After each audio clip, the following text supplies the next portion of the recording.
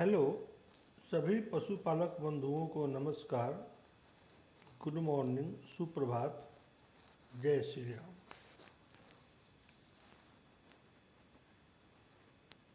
सामान्य पशुपालक पशु चिकित्सा सामान्य पशु चिकित्सा एवं होम्योपैथी सीरीज श्रृंखला के अंतर्गत आज हम आपके सामने एक नया टॉपिक लेकर उपस्थित हुए हैं। Haemorrhagic septicaemia.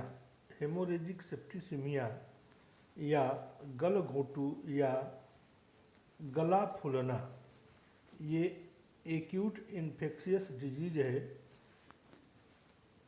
यह एक्यूट इन्फेक्शियस डिजीज है जिसमें अगर पशु की समुचित व्यवस्था देख रेख न की जाए तो ये बहुत ही सांघातिक होता है। इसमें पशु कुछ ही दिनों में काल के गाल में समा जाता है या उसकी मृत्यु हो जाती है, जिससे पशुपालक बंधु को बहुत ही नुकसान सहना पड़ता है और ये बीमारी एक पशु से दूसरे पशुओं में भी फैल सकता है।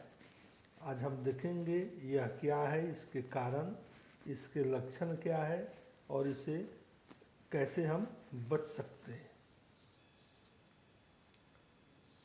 मौसम परिवर्तन के कारण पशु मुख खुर रोग के चपेट में आता है। मौसम परिवर्तन के कारण पशु, चाहे वो गाय, भैंस, बैल जो भी है, ये ज़्यादातर बैल और गायों में आक्रमण होता है, पाया जाता है।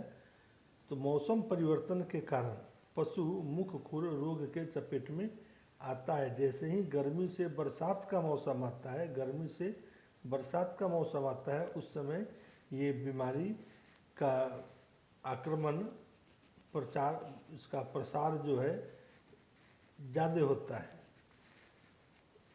इसका कारण जो है, इस बीमारी का कारण जो है वो वायरल जनित रोग है, वायरस है। उस वायरस का नाम है पास्चुरेला मल्टीसिदा। पास्चुरेला मल्टीसिदा वायरस के कारण यह बीमारी फैलता है।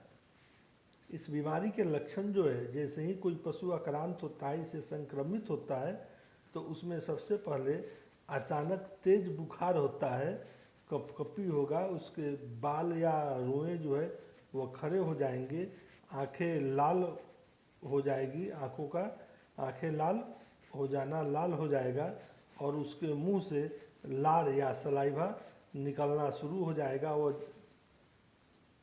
खड़ा रहेगा गर्दन नीचे करके, फिर भी वो उसको सलाइवा मुंह से और लार हमेशा निकलता रहेगा।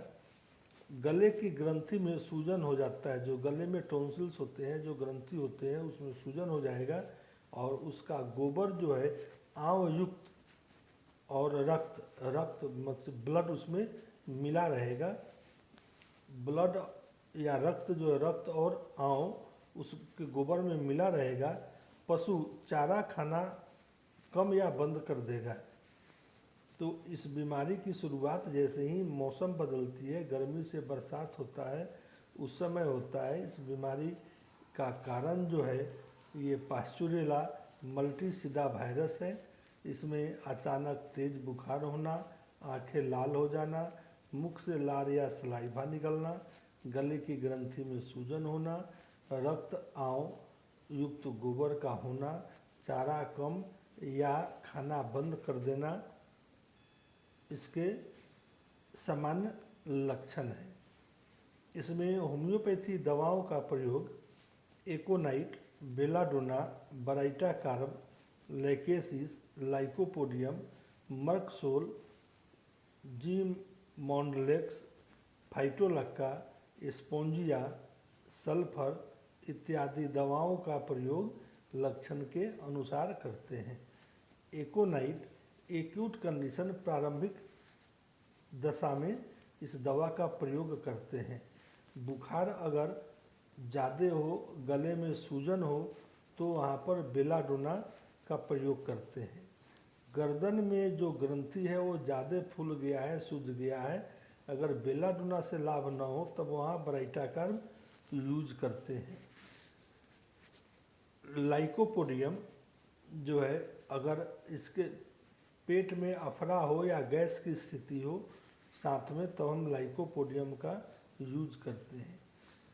गोबर में म्यूकस और आंव जो है, आंव और रक्त मिला हुआ गोबर है, तब वहाँ अगर आंव की मात्रा ज़्यादा है तब मक्सोल का उपयोग करेंगे, और अगर उसमें रक्त की मात्रा ज़्यादा हो तब वहाँ मर्ककौर का प्रयोग भी कर सकते हैं। फाइटोलक्का स्पोंजिया, फाइटोलक्का जो है उसमें शरीर में ऐंठन हो, और स्पोंजिया का प्रयोग तब करेंगे जब इसमें खांसी हो और मुंह से लार का स्राव ज़्यादा हो।